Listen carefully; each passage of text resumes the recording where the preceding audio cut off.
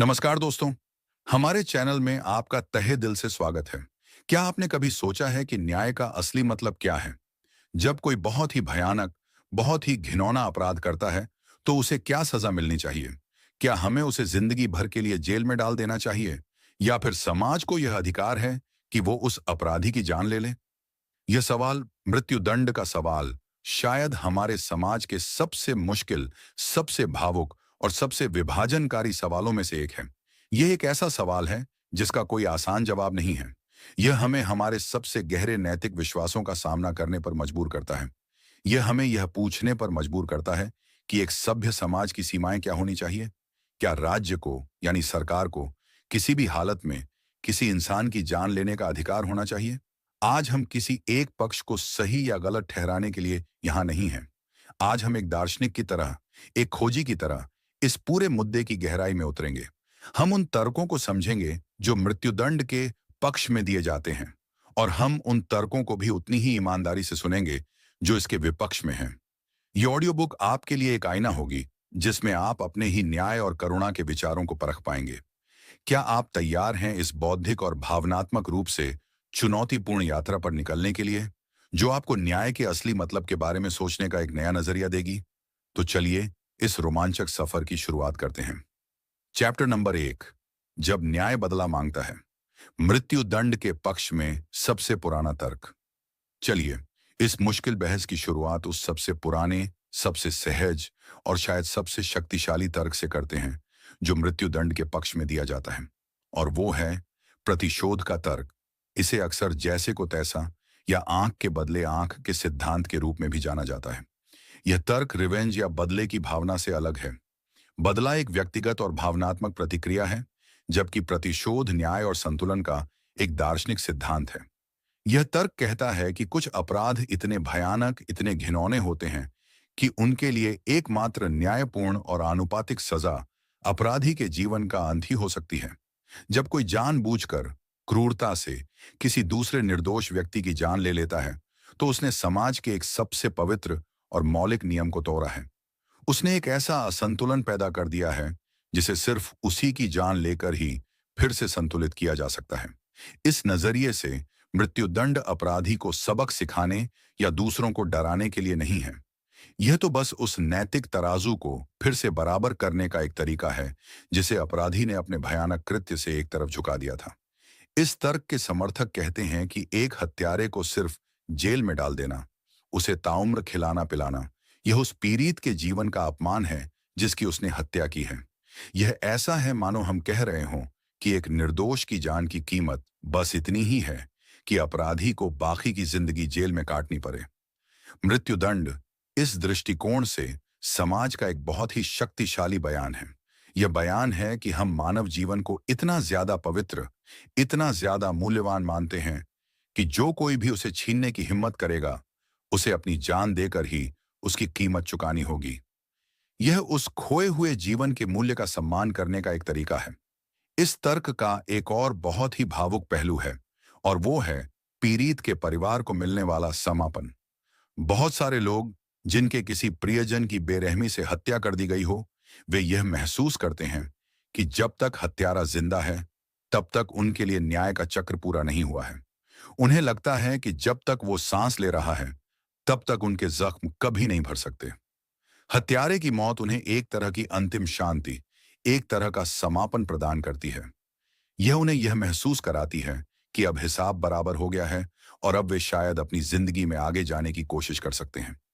यह प्रतिशोध का तर्क बहुत ही शक्तिशाली है, क्योंकि यह हमारी न्याय की एक बहुत ही गहरी, एक बहुत ही सहज भावना से अपील करता है। यह उस गुस्से, उस आक्रोश को एक सैद्धांतिक आधार देता है जो हम सब एक भयानक अपराध के बारे में सुनकर महसूस करते हैं। यह कहता है कि न्याय का मतलब सिर्फ भविष्य को सुधारना नहीं है। न्याय का मतलब अतीत में किए गए गलत काम के लिए एक सही कीमत वसूलना भी है। यह एक बहुत ही सम्मानजनक और बहुत ही पुराना विचार है। लेकिन क्या यही न्याय का एकमात्र रूप है? और क्या यह विचार आज के आधुनिक सभ्य समाज में भी उतना ही प्रासंगिक है? क्या एक समाज को उस नैतिक संतुलन को स्थापित करने के लिए खुद हत्यारा बनना होगा? ये वो सवाल हैं जो इस तर्क को चुनौती देते हैं। लेकिन मृत्युदंड के समर्थक कहते हैं कि यह सिर्फ अतीत के बारे में नहीं है, यह भविष्य को सुरक्षित करने के बारे में भी है। और यहीं से उनका दूसरा प्रमुख तर्क सामने आता है। चैप्टर नंबर 2, क्या मौत का डर अपराध को रोकता है? निवारण का तर्क।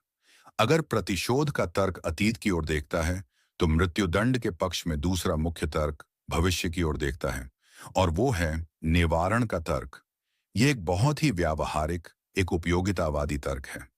यह कहता है कि मृत्युदंड का सबसे महत्वपूर्ण फायदा यह है कि यह भविष्य में होने वाले अपराधों को, खासकर हत्याओं को, रोकने में मदद करता है। इसका मूल विचार बहुत ही सरल है।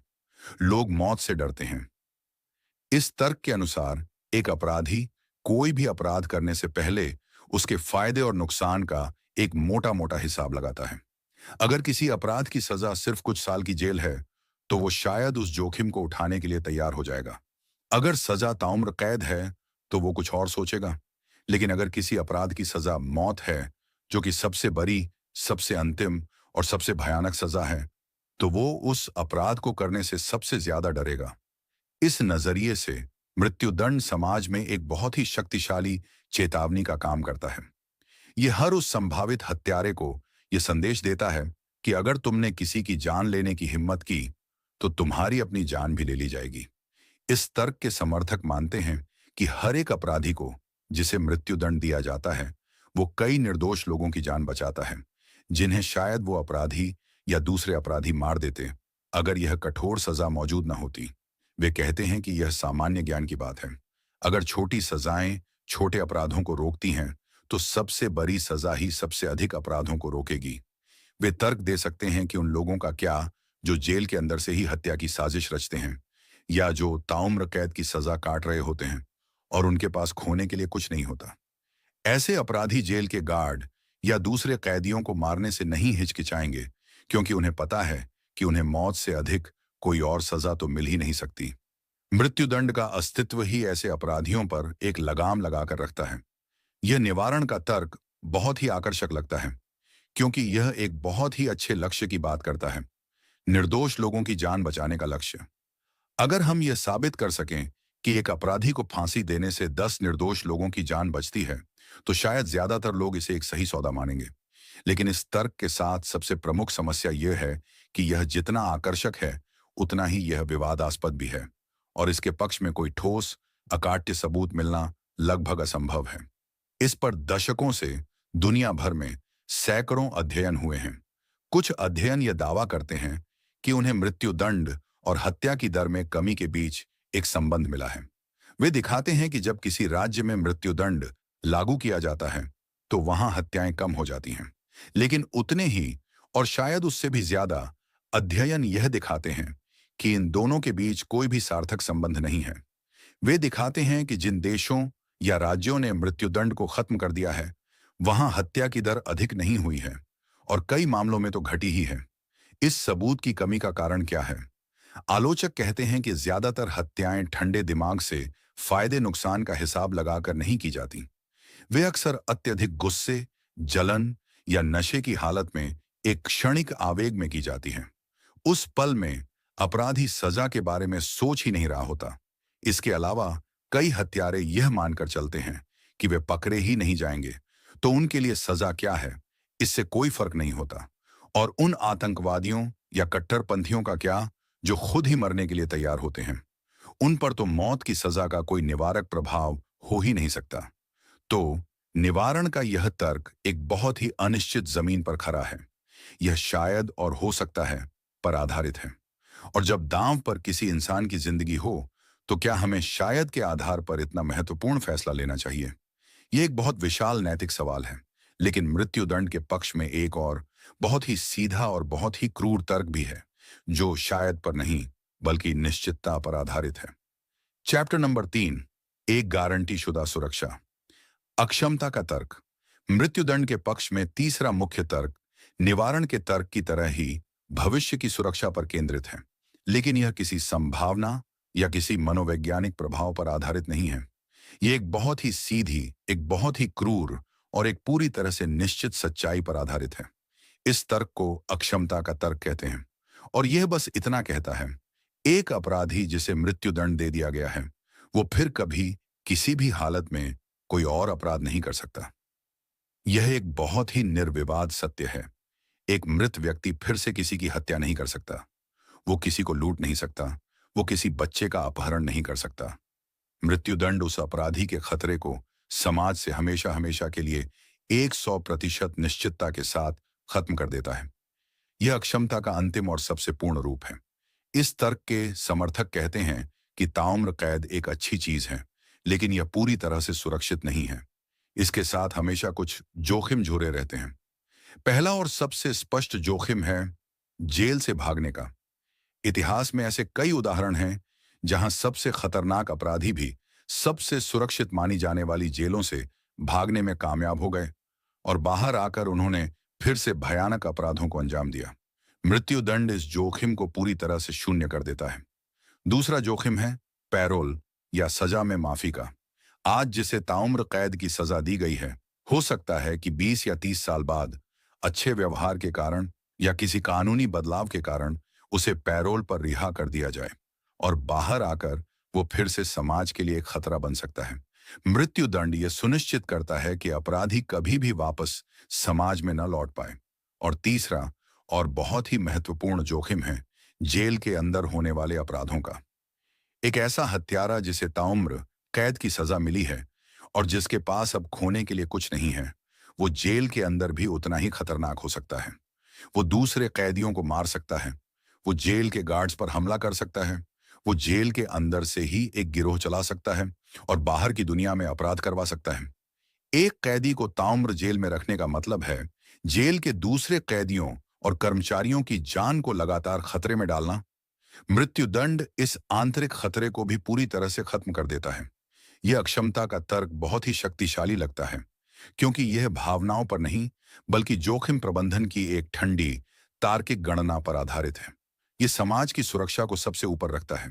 यह कहता है कि अगर हमारे पास एक ऐसे अपराधी को जिसके बारे में हम जानते हैं कि वो बेहद खतरनाक है, उसे समाज से हमेशा के लिए हटाने का एक निश्चित तरीका है, तो फिर हमें उस तरीके का इस्तेमाल क्यों नहीं करना चाहिए?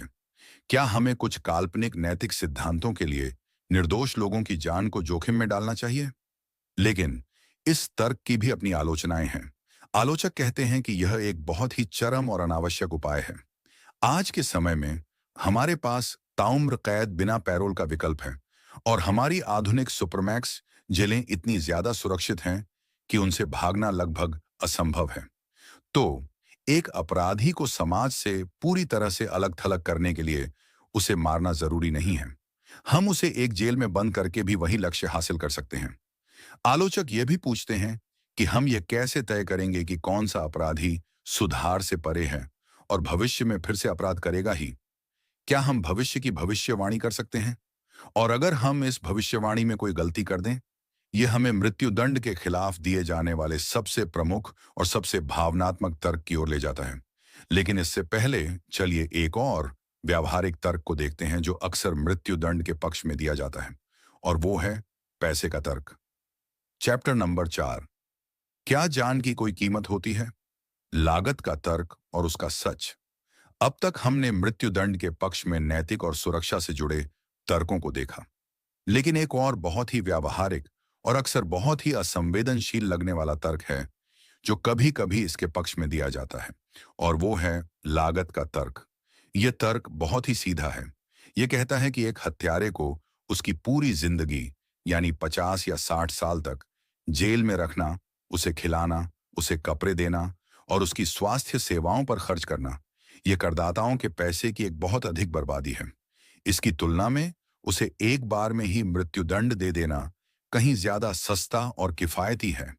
इस नजरिए से एक खतरनाक अपराधी पर समाज के कीमती संसाधनों को खर्च करने का कोई मतलब नहीं है, खासकर जब उन संसाधनों का इस्तेमाल स्कूलों, अस्पतालों या सड़कों जैसी ज्यादा जरूरी चीजों के लिए किया जा सकता है। यह एक बहुत ही ठंडी, एक बहुत ही उपयोगितावादी गणना है जो भावनाओं को परे रखकर सिर्फ आर्थिक फायदे और नुकसान को देखती है। यह तर्क अक्सर उन लोगों को बहुत आकर्षक लगता है जो सरकार की फिजूल खर्ची से नाराज रहते हैं और जो ये मानते हैं कि एक हत्यारे को एक आरामदायक जीवन जीने का कोई अधिकार नहीं है, वो भी जनता के पैसे पर। ये विचार कि हमें एक ऐसे व्यक्ति के जीवन को बनाए रखने के लिए क्यों भुगतान करना चाहिए जिसने किसी और के जीवन को इतनी बेरहमी से खत्म कर दिया, यह एक बहुत ही शक्तिशाली भावनात्मक अपील रखता है। लोगों को लगता है कि यह अन्याय है। उन्हें लगता है कि अपराधी को उसके की सजा मिलनी चाहिए, न कि एक ऐसी जिंदगी जिसमें उसे 3 वक्त का खाना और एक छत मिल रही हो, जबकि उसका पीड़ित इस दुनिया में है ही नहीं। लेकिन यह जो लागत का तर्क है, यह जितना सीधा और सामान्य ज्ञान वाला लगता है, असल में वो उतना ही गलत और भ्रामक है। कम से कम आज की आधुनिक कानूनी प्रणालियों में, खासकर अमेरिका जैसे देशों में, जहां इस पर सबसे ज्यादा शोध हुआ है, और सच्चाई तो इसके ठीक उल्टी है। ज्यादातर मामलों में एक मृत्युदंड के मामले पर एक ताउम्र कैद के मामले की तुलना में कहीं ज्यादा, बहुत ही ज्यादा पैसा खर्च होता है। यह सुनकर आपको शायद हैरानी होगी। ऐसा क्यों है? इसके कई कारण हैं। पहला, मृत्युदंड के मामले कानूनी रूप से बहुत ही ज्यादा जटिल होते हैं। क्योंकि दांव पर किसी की जिंदगी होती है, इसीलिए अदालतें यह सुनिश्चित करना चाहती हैं कि कोई भी गलती न हो। इसीलिए मृत्युदंड के मुकदमों में बहुत ज्यादा लंबे समय तक जांच होती है, बहुत ज्यादा विशेषज्ञ गवाहों को बुलाया जाता है, और जूरी के चयन की प्रक्रिया भी बहुत ज्यादा लंबी और महंगी होती है। दूसरा और सबसे प्रमुख कारण है अपील की लंबी और अनिवार्य प्रक्रिया। जब किसी व्यक्ति को मृत्युदंड की सजा सुनाई जाती है, तो वो मामला वहीं खत्म नहीं हो जाता। उसके बाद कई स्तरों पर, राज्य की और फिर केंद्र की अदालतों में अपीलों की एक बहुत ही लंबी और लगभग अंतहीन श्रृंखला शुरू हो जाती है। यह प्रक्रिया इसलिए अनिवार्य बनाई गई है ताकि किसी भी निर्दोष व्यक्ति को गलती से फांसी न दे दी जाए। लेकिन इस प्रक्रिया में सालों और अक्सर दशकों लग जाते हैं, और इस दौरान वकीलों की फीस, अदालती खर्च और दूसरे कानूनी खर्चों का बिल अधिक होता ही चला जाता है। इसकी तुलना में एक ताउम्र कैद के मामले में अपील की प्रक्रिया बहुत ही छोटी और सरल होती है। तीसरा कारण है डेथ रो, यानी मृत्यु कक्ष का खर्च। जिन कैदियों को मृत्युदंड की सजा मिली होती है, उन्हें एक अलग, बहुत ही उच्च सुरक्षा वाली जगह पर रखा जाता है, जिसे डेथ रो कहते हैं। यहाँ पर सुरक्षा के इंतजाम बहुत ज्यादा करे होते हैं, और यहाँ प्रति कैदी खर्च एक सामान्य जेल के कैदी से कहीं ज्यादा होता है। और क्योंकि कैदी अक्सर सालों, दशकों तक इन अपीलों के कारण डेथ रो पर ही रहते हैं, तो यह खर्च भी जुड़ता चला जाता है। तो इन सभी कारणों को मिलाकर कई अध्ययनों ने यह दिखाया है कि एक मृत्युदंड के मामले पर शुरू से लेकर अंत तक, यानी फांसी देने तक, एक ताउम्र कैद के मामले से कई गुना, कभी कभी तो 10 गुना ज्यादा पैसा खर्च होता है। तो वो जो सस्ता होने का तर्क था, वो असल में एक बहुत बड़ा मिथक है।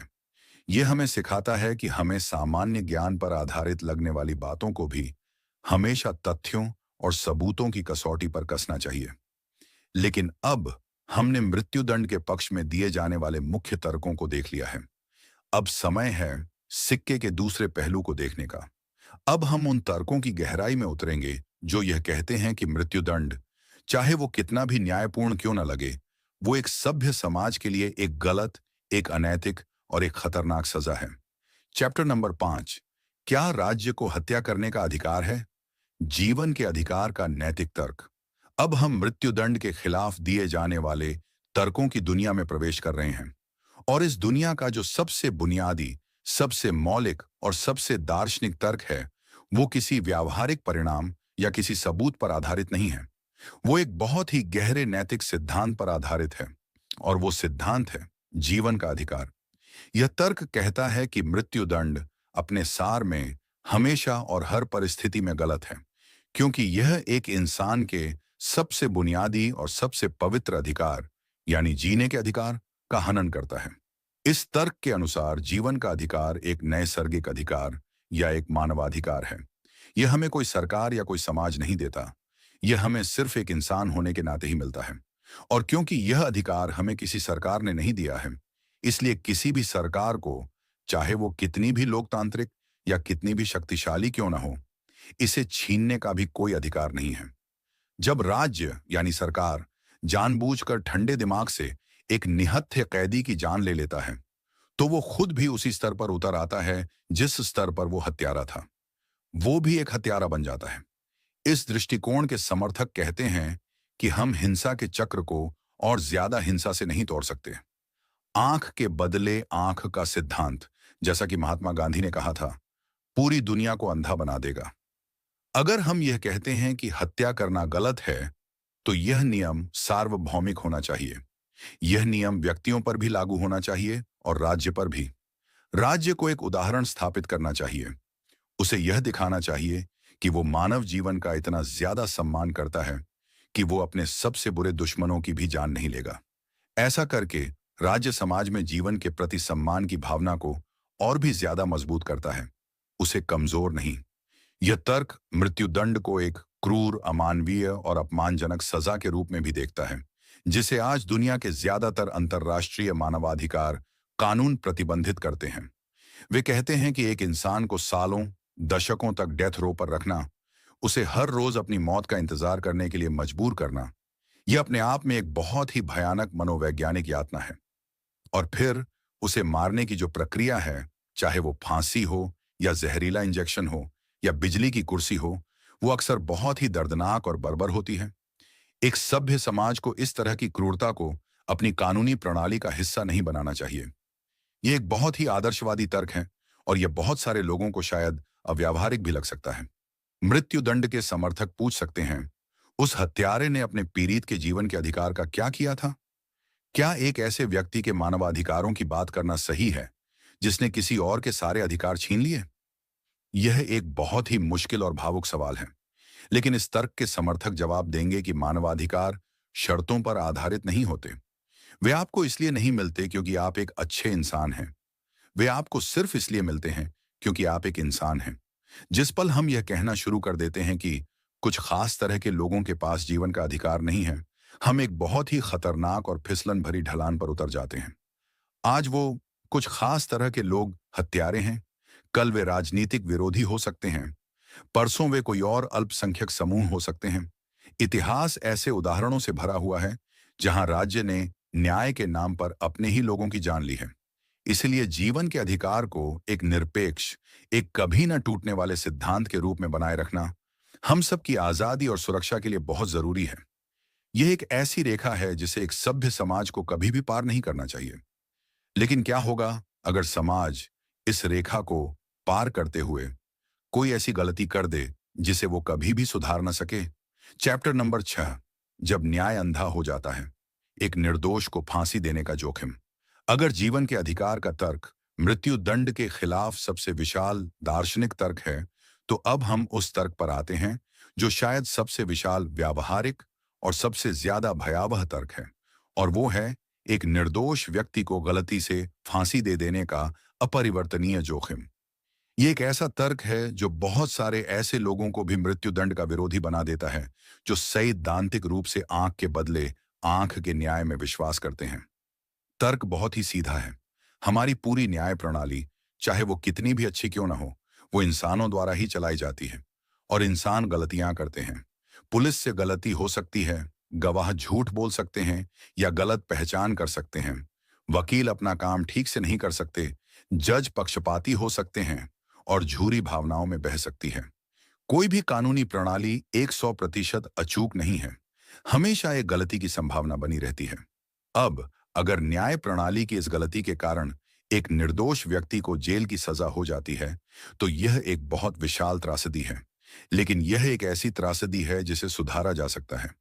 सालों बाद अगर कोई नया सबूत सामने आता है, तो उस व्यक्ति को जेल से रिहा किया जा सकता है, उससे माफी मांगी जा सकती है और उसे मुआवजा दिया जा सकता है। हम उसके खोए हुए साल तो नहीं लौटा सकते, लेकिन हम अपनी गलती को सुधारने की कोशिश तो कर सकते हैं। लेकिन मृत्युदंड के मामले में गलती को सुधारने का कोई रास्ता नहीं है। एक बार जब एक व्यक्ति को फांसी दे दी जाती है, तो वो फैसला हमेशा हमेशा के लिए अंतिम हो जाता है। वो अपरिवर्तनीय है। अगर बाद में यह पता चलता है कि वो व्यक्ति निर्दोष था, तो राज्य सिर्फ सॉरी कह सकता है, वो उस इंसान की जिंदगी को वापस नहीं ला सकता। राज्य न्याय देने की कोशिश में खुद एक निर्दोष व्यक्ति का हत्यारा बन जाता है, और यह मृत्युदंड के विरोधियों के अनुसार न्याय का सबसे भयानक और सबसे अक्षम्य उपहास है। मृत्युदंड के समर्थक अक्सर यह तर्क देते हैं कि आज की आधुनिक फोरेंसिक विज्ञान, खासकर डीएनए टेस्टिंग के साथ, एक निर्दोष को सजा मिलने की संभावना लगभग शून्य हो गई है। लेकिन क्या यह सच है? डीएनए का सबूत हर मामले में उपलब्ध नहीं होता, और तब भी ज्यादातर मामले आज भी गवाहों की गवाही या इकबालिया बयानों पर ही निर्भर करते हैं, और ये दोनों ही चीजें बहुत अविश्वसनीय हो सकती हैं। अमेरिका में इनोसेंस प्रोजेक्ट जैसी संस्थाओं ने डीएनए टेस्टिंग का इस्तेमाल करके सैकड़ों ऐसे कैदियों को रिहा करवाया है जिन्हें हत्या और बलात्कार जैसे गंभीर अपराधों के लिए गलत तरीके से सजा दी गई थी, और उनमें से कई तो डेथ रो पर अपनी फांसी का इंतजार कर रहे थे। यह सिर्फ एक सैद्धांतिक संभावना नहीं है, ये एक भयानक हकीकत है। यह साबित हो चुका है कि हमारी न्याय प्रणाली ने निर्दोष लोगों को मौत की सजा सुनाई है, और अगर ऐसा हुआ है तो यह लगभग निश्चित है कि इतिहास में कुछ निर्दोष लोगों को फांसी दे भी दी गई होगी। मृत्युदंड के विरोधियों के लिए यह एक ही तर्क काफी है इस पूरी प्रथा को खत्म करने के लिए। वे पूछते हैं, क्या हम एक ऐसे सिस्टम को बनाए रखने के लिए तैयार हैं जिसमें एक भी निर्दोष व्यक्ति की जान लेने का जोखिम हो, चाहे वो कितना भी छोटा क्यों ना हो? उनका जवाब है नहीं। उनके लिए 10 दंडनीय को जिंदा छोड़ देना एक निर्दोष को मारने से बेहतर है। यह सवाल हमें न्याय की प्रकृति के बारे में एक बहुत ही गहरे दुविधा में डाल देता है। हमें किस पर ज्यादा जोर देना चाहिए, समाज को दंडनीय से बचाने पर, या यह सुनिश्चित करने पर कि एक भी निर्दोष को सजा न मिले? आपका इस सवाल पर क्या जवाब है? यह तय करेगा कि आप मृत्युदंड के बारे में क्या सोचते हैं। क्या आप इस जोखिम को उठाने के लिए तैयार हैं? कमेंट्स में अपनी राय जरूर दें। चैप्टर नंबर 7, क्या अमीर को फांसी होती है? भेदभाव और अन्याय का सवाल। अब हम मृत्युदंड के खिलाफ एक और बहुत ही शक्तिशाली और परेशान करने वाले तर्क पर आते हैं, जो यह कहता है कि मृत्युदंड व्यवहार में निष्पक्ष रूप से लागू नहीं होता। यह सिर्फ सबसे बुरे अपराधों के लिए नहीं, बल्कि अक्सर उन अपराधियों के लिए आरक्षित हो जाता है जो सबसे कमजोर होते हैं। यह भेदभाव और प्रणालीगत अन्याय का तर्क है। यह तर्क कहता है कि आपकी जेब में कितना पैसा है, आपकी त्वचा का रंग क्या है, और आपके प्रीत की त्वचा का रंग क्या था। यह सब बातें अक्सर इस बात को तय करने में एक बहुत अहम भूमिका निभाती हैं कि आपको मृत्युदंड मिलेगा या नहीं। और यह न्याय के उस सबसे बुनियादी सिद्धांत कि कानून के सामने सब बराबर हैं का एक बहुत बड़ा उल्लंघन है।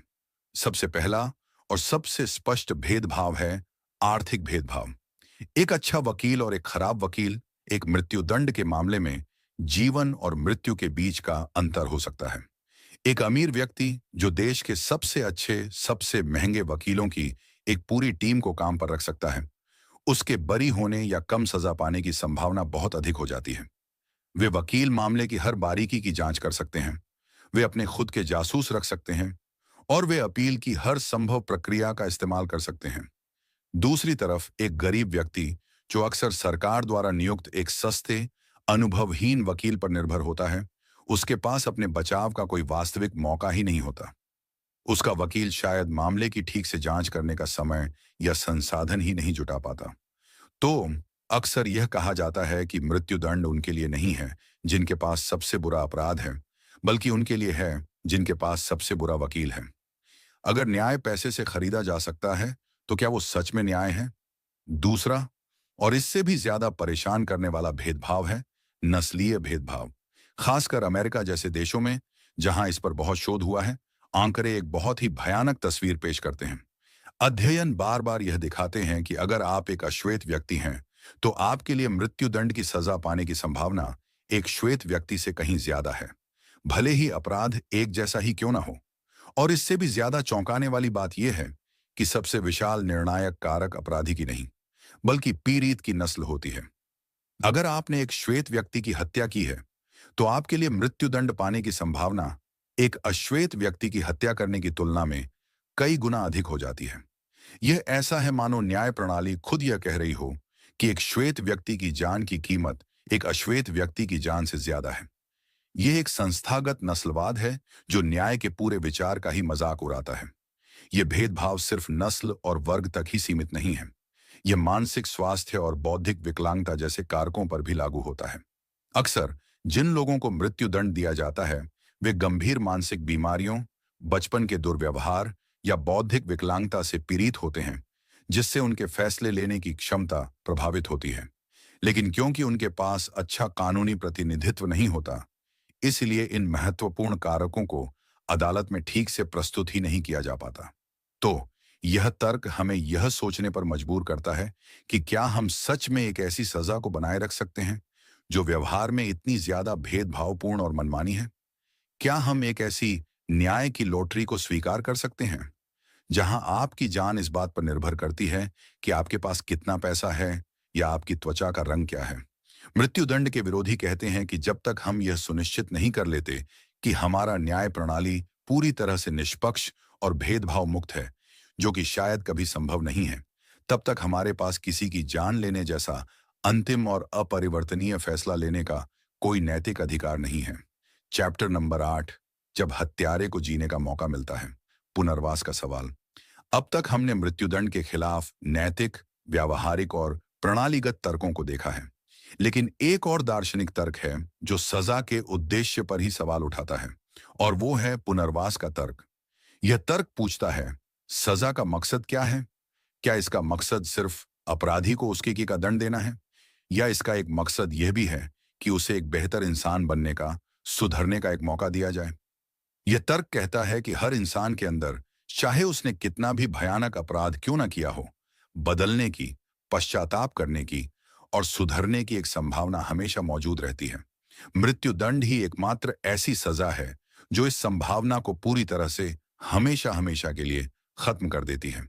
यह इस बात का ऐलान है कि एक खास व्यक्ति सुधार से परे है, कि वो अब इंसान कहलाने के लायक ही नहीं है और उसके जीवन का अब कोई मूल्य नहीं है। इस तर्क के समर्थक कहते हैं कि एक सभ्य और मानवीय समाज को किसी भी व्यक्ति पर, चाहे वो कितना भी गिरा हुआ क्यों ना हो, उम्मीद नहीं छोड़नी चाहिए। ताउम्र कैद एक अपराधी को उसके बाकी के जीवन में अपने की पर सोचने, पश्चाताप करने और शायद किसी न किसी तरह से प्रायश्चित करने का भी एक मौका देती है। जेल के अंदर भी एक कैदी अध्ययन कर सकता है, कोई हुनर सीख सकता है, दूसरे कैदियों के लिए एक मेंटोर बन सकता है, या कला या साहित्य के माध्यम से कुछ सुंदर बना सकता है। इतिहास में ऐसे कई उदाहरण हैं जहां हत्या जैसे गंभीर अपराधों के लिए सजा काट रहे कैदियों ने जेल के अंदर रहकर खुद को पूरी तरह से बदल दिया और समाज के लिए प्रेरणा का स्रोत बने। मृत्युदंड इस रूपांतरण की किसी भी संभावना को दरवाजे पर ही खत्म कर देता है। यह तर्क हमारी न्याय प्रणाली के एक गहरे द्वंद्व को भी उजागर करता है। एक तरफ हम न्याय को प्रतिशोधात्मक रूप में देखते हैं, यानी सजा देने के रूप में। दूसरी तरफ हम उसे सुधारात्मक रूप में भी देखते हैं, यानी सुधारने के अवसर के रूप में। मृत्युदंड पूरी तरह से प्रतिशोधात्मक है, उसमें सुधार का कोई तत्व नहीं है। मृत्युदंड के समर्थक इस तर्क का जवाब दे सकते हैं। वे कह सकते हैं कि कुछ अपराध इतने भयानक होते हैं, कुछ अपराधी इतने ज्यादा दुष्ट होते हैं कि उनके सुधरने की बात करना ही पीड़ितों और उनके परिवारों का अपमान है। वे कह सकते हैं कि हमारा पहला कर्तव्य निर्दोष लोगों की सुरक्षा करना है, न कि क्रूर हथियारों के पुनर्वास की चिंता करना। वे यह भी तर्क दे सकते हैं कि एक हत्यारे ने अपने पीड़ित से उसके भविष्य में सुधरने और एक बेहतर जीवन जीने की सारी संभावनाएं छीन ली थीं, तो फिर हत्यारे को यह मौका क्यों दिया जाए? यह एक बहुत ही मुश्किल और भावुक बहस है। इसका कोई आसान जवाब नहीं है। यह हमें यह सोचने पर मजबूर करता है कि हम सजा में किस चीज को ज्यादा महत्व देते हैं, दंड को या सुधार को। क्या हमारा न्याय प्रणाली का अंतिम लक्ष्य एक बेहतर समाज बनाना है, या सिर्फ पुराने हिसाब किताब को बराबर करना है? क्या हर इंसान में अंत तक एक अच्छाई की चिंगारी बची रहती है, या कुछ लोग सच में हमेशा के लिए खो चुके होते हैं? आपका इन सवालों पर जो भी विश्वास होगा, वो यह तय करेगा कि आप पुनर्वास के इस तर्क को स्वीकार करते हैं या नहीं। चैप्टर नंबर 9, जब दुनिया ने मौत को ना कहा, वैश्विक प्रवृत्ति और भविष्य। अब तक हमने मृत्युदंड के पक्ष और विपक्ष में दिए जाने वाले गहरे दार्शनिक, नैतिक और व्यावहारिक तर्कों की पड़ताल की है। लेकिन इस बहस का एक और बहुत ही महत्वपूर्ण पहलू है, और वो है वास्तविक दुनिया में क्या हो रहा है। इस सजा को लेकर पूरी दुनिया का रुख किस दिशा में जा रहा है? जब हम वैश्विक प्रवृत्ति को देखते हैं, तो एक बहुत ही स्पष्ट और एक तरफा तस्वीर उभरती है, और वो तस्वीर है मृत्युदंड के खात्मे की ओर। आज दुनिया के ज्यादातर देशों ने कानून में या व्यवहार में मृत्युदंड को पूरी तरह से समाप्त कर दिया है। 100 से भी ज्यादा देशों ने इसे हर अपराध के लिए खत्म कर दिया है। कुछ और देश ऐसे हैं जिन्होंने इसे सिर्फ युद्ध जैसे असाधारण अपराधों के लिए ही रखा है। और कई देश ऐसे भी हैं जिनके कानून में यह सजा तो है, लेकिन वे दशकों से किसी को फांसी नहीं दे रहे हैं। कुल मिलाकर दुनिया के 2/3 से भी ज्यादा देश अब मृत्युदंड मुक्त हो चुके हैं। यह पिछले कुछ दशकों में मानवाधिकारों की दिशा में हुआ एक बहुत विशाल और बहुत ही महत्वपूर्ण बदलाव है। यह प्रवृत्ति हमें क्या बताती है? यह बताती है कि दुनिया भर के समाज धीरे धीरे इस निष्कर्ष पर पहुंच रहे हैं कि मृत्युदंड एक सभ्य और आधुनिक न्याय प्रणाली का हिस्सा नहीं हो सकता। वे यह मान रहे हैं कि यह एक क्रूर, अमानवीय और अपरिवर्तनीय सजा है, जिसके साथ हमेशा एक निर्दोष की जान लेने का जोखिम जुड़ा रहता है। यूरोप के लगभग सभी देशों ने मृत्युदंड को समाप्त कर दिया है, और यह यूरोपीय संघ का सदस्य बनने की एक शर्त भी है। लैटिन अमेरिका, अफ्रीका और मध्य एशिया के भी कई देश इसी राह पर चल चुके हैं। तो फिर वो कौन से देश हैं जो अब भी इस सजा का इस्तेमाल कर रहे हैं? मृत्युदंड का इस्तेमाल अब दुनिया के कुछ गिने चुने देशों में ही केंद्रित होकर रह गया है, और इन देशों की सूची बहुत ही दिलचस्प और अक्सर परेशान करने वाली है। हर साल दुनिया में होने वाली कुल फांसियों में से लगभग 80 से 90% सिर्फ 4 या 5 देशों में ही होती हैं। और ये देश हैं चीन, ईरान, सऊदी अरब, इराक और पाकिस्तान। चीन में हर साल हजारों लोगों को फांसी दी जाती है, हालांकि वो अपने आंकड़े गुप्त रखता है।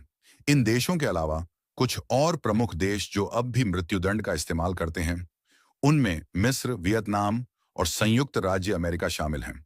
अमेरिका दुनिया के विकसित और लोकतांत्रिक देशों में इस मामले में लगभग अकेला खड़ा है। यह वैश्विक प्रवृत्ति मृत्युदंड के खिलाफ एक बहुत ही शक्तिशाली नैतिक तर्क प्रस्तुत करती है। यह कहती है कि दुनिया बदल रही है और हम पीछे छूट रहे हैं। यह इस बात का संकेत है कि वैश्विक अंतरात्मा धीरे धीरे इस सजा के खिलाफ हो रही है। लेकिन मृत्युदंड के समर्थक इस तर्क को खारिज कर सकते हैं। वे कह सकते हैं कि हर देश को अपनी सामाजिक और सांस्कृतिक परिस्थितियों के अनुसार अपने कानून बनाने का अधिकार है। वे यह भी तर्क दे सकते हैं कि सिर्फ इसलिए कि ज्यादातर देश कुछ कर रहे हैं, इसका मतलब यह नहीं है कि वो सही है। और वे यह भी इशारा कर सकते हैं कि भारत जैसे दुनिया के सबसे बड़े लोकतंत्र सहित कई विशाल और महत्वपूर्ण देश अब भी इस सजा को बनाए हुए हैं, भले ही इसका इस्तेमाल बहुत ही रेयरेस्ट ऑफ द रेयर मामलों में ही किया जाता हो। तो भविष्य क्या है? क्या यह वैश्विक प्रवृत्ति जारी रहेगी? क्या एक दिन ऐसा आएगा जब दुनिया का हर देश मृत्युदंड को इतिहास की किताबों में दर्ज कर देगा? या फिर आतंकवाद और नए तरह के अपराधों के उदय के साथ कुछ देश इस सजा को वापस लाने के बारे में भी सोच सकते हैं? यह एक खुला हुआ सवाल है, लेकिन यह स्पष्ट है कि मृत्युदंड पर बहस अब सिर्फ एक राष्ट्रीय मुद्दा नहीं है, यह एक वैश्विक मानवाधिकार का मुद्दा बन चुका है। चैप्टर नंबर 10, तराजू के दो पलड़े, आपकी अपनी अदालत। दोस्तों, हम अपनी इस बहुत ही गंभीर और बहुत ही महत्वपूर्ण यात्रा के अंत पर आ गए हैं। हमने मृत्युदंड के तराजू के दोनों पलड़ों पर रखे हुए तर्कों को बहुत ही ध्यान से और ईमानदारी से तौलने की कोशिश की है। एक तरफ हमने प्रतिशोध की उस शक्तिशाली पुकार को सुना जो कहती है कि कुछ अपराधों के लिए मौत ही एकमात्र न्यायपूर्ण सजा है। हमने निवारण की उस उम्मीद को समझा जो कहती है कि मौत का डर भविष्य के अपराधों को रोक सकता है। और हमने अक्षमता की उस निश्चितता को देखा जो कहती है कि एक मृत हत्यारा फिर कभी किसी को नुकसान नहीं पहुंचा सकता। ये बहुत ही भारी और बहुत ही गंभीर तर्क हैं जो समाज की सुरक्षा और न्याय की हमारी गहरी इच्छा से पैदा होते हैं। और फिर हमने तराजू के दूसरे पलड़े को देखा। हमने जीवन के अधिकार के उस मौलिक नैतिक सिद्धांत को सुना जो कहता है कि किसी भी राज्य को हत्या करने का अधिकार नहीं होना चाहिए। हमने उस भयानक और अपरिवर्तनीय जोखिम का सामना किया कि हमारी अपनी न्याय प्रणाली एक निर्दोष व्यक्ति की जान ले सकती है। हमने उन सबूतों को देखा जो दिखाते हैं कि यह सजा अक्सर गरीबों और कमजोरों पर ही ज्यादा लागू होती है। और हमने पुनर्वास की उस मानवीय संभावना पर विचार किया जिसे मृत्युदंड हमेशा के लिए खत्म कर देता है। ये भी उतने ही भारी और उतने ही गंभीर तर्क हैं जो करुणा, मानवाधिकार और हमारी अपनी प्रणालियों की सीमाओं की हमारी समझ से पैदा होते हैं। तो इस सब के बाद हम कहाँ खड़े हैं? इस ऑडियो बुक का मकसद आपको यह बताना नहीं है कि क्या सही है और क्या गलत। इसका मकसद आपको किसी एक पक्ष की ओर धकेलना नहीं है। इसका मकसद था आपको इस मुद्दे की पूरी जटिलता, इसकी पूरी गहराई और इसके सभी अलग अलग पहलुओं से परिचित कराना। इसका मकसद था आपको सोचने के लिए औजार देना, ताकि आप अपनी खुद की एक सूचित, एक विचारशील राय बना सकें। ये बहस इसलिए कभी खत्म नहीं होती, क्योंकि यह सिर्फ तथ्यों की लड़ाई नहीं है, ये मूल्यों की लड़ाई है। ये न्याय के दो अलग अलग विचारों की टक्कर है। एक है प्रतिशोधात्मक न्याय, जो अतीत पर केंद्रित है और हिसाब बराबर करने की बात करता है, और दूसरा है सुधारात्मक न्याय, जो भविष्य पर केंद्रित है और सुधार और उपचार की बात करता है। हम एक समाज के रूप में किस पर ज्यादा जोर देना चाहते हैं? यह हमारे अपने बारे में भी एक सवाल है। क्या हम एक ऐसे समाज में रहना चाहते हैं जो अपने सबसे बुरे अपराधियों के लिए भी अंतिम सजा का प्रावधान रखता है, ताकि न्याय की भावना को संतुष्ट किया जा सके? या हम एक ऐसे समाज में रहना चाहते हैं जो यह कहता है कि हम एक समाज के रूप में कभी भी जान लेने के स्तर तक नहीं गिरेंगे, चाहे अपराध कितना भी भयानक क्यों ना हो, क्योंकि हम अपनी न्याय प्रणाली की गलतियों की संभावना को स्वीकार करते हैं? इसका कोई आसान जवाब नहीं है, और शायद होना भी नहीं चाहिए। लेकिन इस मुद्दे पर सोचना, इस पर बहस करना, इस पर एक राय रखना, यह एक जागरूक नागरिक होने का एक बहुत ही महत्वपूर्ण हिस्सा है। क्योंकि अंत में ये कानून और ये सजाएं हमारे ही नाम पर, जनता के नाम पर दी जाती हैं। इसलिए यह हमारी सबकी एक सामूहिक जिम्मेदारी है कि हम यह तय करें कि हम न्याय के नाम पर क्या करने को तैयार हैं और क्या नहीं। और इसी के साथ दोस्तों, हम आज इस अद्भुत यात्रा के अंत पर पहुंचते हैं। इस प्रेरणादायक विषय के आधार पर हमने साथ मिलकर यह जाना कि न्याय का सवाल कितना जटिल और कितना व्यक्तिगत हो सकता है, और कैसे हमें किसी भी विशाल मुद्दे पर एक सूचित और संतुलित राय बनानी चाहिए। मुझे उम्मीद है कि इस ऑडियो बुक के जरिए हमने जो कुछ भी सीखा है, वह सिर्फ सुनने तक ही सीमित नहीं रहेगा, बल्कि आपके जीवन का मार्गदर्शन भी करेगा। याद रखिएगा, ये ज्ञान केवल जानकारी नहीं है, बल्कि आपके भीतर की अपार क्षमता को जगाने की कुंजी है। यह ऑडियो बुक आपको यह सिखाती है कि कैसे मृत्युदंड के पक्ष और विपक्ष के तर्कों को समझें, कैसे न्याय, करुणा और सुरक्षा के बीच के नाजुक संतुलन पर विचार करें, और कैसे एक जागरूक नागरिक के रूप में समाज के सबसे मुश्किल नैतिक सवालों से जूझें। लेकिन सबसे महत्वपूर्ण, यह आपको यह भी सिखाती है कि आप कितने शक्तिशाली हैं, और आपके अंदर अपनी खुद की एक विचारशील और तर्कसंगत राय बनाने की कितनी क्षमता छिपी हुई है। अब जब आप इस ऑडियो बुक को सुनना समाप्त कर रहे हैं, तो मैं आपसे एक अनुरोध करना चाहता हूं। इन सिद्धांतों को याद रखें, इन पर विचार करें, और इन्हें अपने दैनिक जीवन में लागू करने का प्रयास करें। और हमेशा याद रखें, आपके भीतर असीम शक्ति है, और आप जो भी चाहें पा सकते हैं। आपके इस बहुमूल्य समय के लिए और इस यात्रा में मेरे साथ जुड़ने के लिए दिल से धन्यवाद। मैं उम्मीद करता हूं कि आपको यह ऑडियो बुक पसंद आई होगी, और इसने आपको अपने मन की शक्ति और नियंत्रण के बारे में कुछ नया सीखने को मिला होगा। अगर आपको यह ऑडियो बुक पसंद आई, तो इसे लाइक करें, अपने दोस्तों और परिवार के साथ साझा करना न भूलें, ताकि वे भी इस ज्ञान का लाभ उठा सकें। और हाँ, हमारे चैनल को सब्सक्राइब करना बिल्कुल न भूलें, ताकि आपको ऐसी ही और प्रेरणादायक और ज्ञानवर्धक ऑडियो बुक्स मिलती रहें। और हाँ, अपनी प्रतिक्रिया हमें कमेंट में जरूर बताएं। आपके विचार और सुझाव हमारे लिए बहुत ही ज्यादा महत्वपूर्ण हैं, और हमें भविष्य में और भी बेहतर ऑडियो बुक्स बनाने में मदद करेंगे। तो कृपया कमेंट सेक्शन में अपनी राय जरूर दें। हम जल्द ही एक और नई ऑडियो बुक के साथ वापस आएंगे। तब तक के लिए अपना ख्याल रखिए, सीखते रहिए, और हमेशा अपने लक्ष्यों की ओर आगे बढ़ते रहिए। याद रखें, आपके सपने सच हो सकते हैं।